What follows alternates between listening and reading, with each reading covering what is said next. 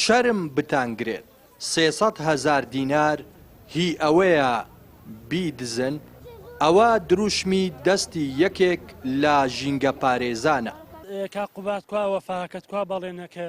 ژینگە پارێزێکی دیکە دەڵێ قوبات تاڵەبانی، کوا بەڵێنەکانت، کوا وەفاکەت. بەشێک لە ژینگە پارێزانی باخەوان و پاکەوانانی کەرتی تەندروستی سنوورەکە لە بەردەم ئیدارەی ڕاپەڕین گرت بوونەوە و ماوەیەک ڕێگای سەرەکی ڕانیا چوارقوڕنەیان داخست.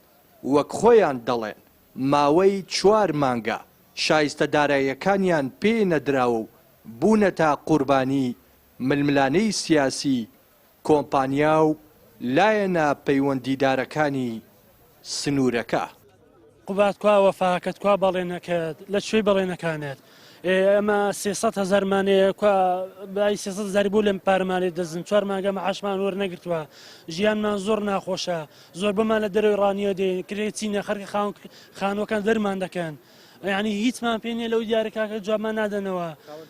خاوەنمان نییە، کەس خۆی ناکە بە خاوەنمان دێنی دای ڕاپەڕین پێمان پێ دەکەن، دەڵێن مێنە ژوورێ بێزار بوون لێتان، هەر هیچمان بۆ ناکرێت لەو ڕانە، کەس بەرپرسنگی جوابمان داتەوە. وەڵای خێزاندارین و کرێکی بەلایەک و کرێ پارێ ئاو مۆلیدە بەلایەک و ئەنی هەموو شتەکانمان بەسەرێکەوە 4 مانگی ڕێکشەوە بەسەر کە ماشمان وەرنەگرتووە، بەو شەرتەی هەموو ڕۆژێکەشدا ئیش بووینە. ئێمە وەکو کارمەندانی نەخۆشخانەی ڕێمانگەی 3 مانگە موچەمان وەرنەگرت، کەس بەلامانەوە نایە. ئەوە لە چوارشەمەی بای کۆتمان کردیت، کەسێک بەلامانەوە نهاتووە. دەڵێ ئەگەر دەکەن بیکەن دەناکۆم بەنگلادیشتان بۆ بانگ دەکەین، بۆتان دێنی جێکاتان. نوێنەری ژینگە پارێزانی ناڕازی دەڵێ سەردانی ئیدارەی ڕاپەڕینیان کردووە، ئامادە نەبوون گوێشیان لێ بگرن و دەریان کردوون. دەژڵێ بەهۆی پێنەدان و دواکەوتنی شایستە داراییەکانیان ژینگە پارێزان لە بارودۆخێکی سەختدا ژیان دەکەن. ئێمە 120 کرێکاری باخچەکانین، 232 کرێکاری خەستەخانەکانین. موچەی مانگی 10 و 11 و 12 و یەکمان وەرنەگرتووە. هاتوین داوای مافی خۆمان بکەین و تەواو هەر ئەوەندا، بەڵام کەس جوابمان ناداتەوە. زۆر بە شێوازێکی ناشرین دەریان کردی، هەر دەریان کردی. ئێمە وەک داواکاری گشتی داوای حەق و مافی خۆمانەکەین.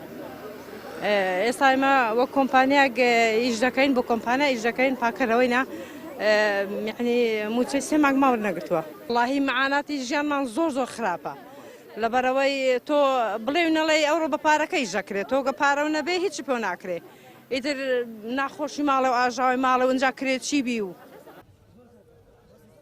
خراپتر لە دۆخی موچەخۆران دۆخی ژیانی ژینگە پارێزان و پاکەوانانە کە سەختترین کار بە کەمترین موچە ئەنجام دەدەن. ئەو موچە کەمەشیان پێ ڕەوا نابیندرێت و بە 4 مانگ جارێکیش مافە داراییەکانیان پێ نادەن کە ژیانیان بەندە بەو پارە کەمەوە.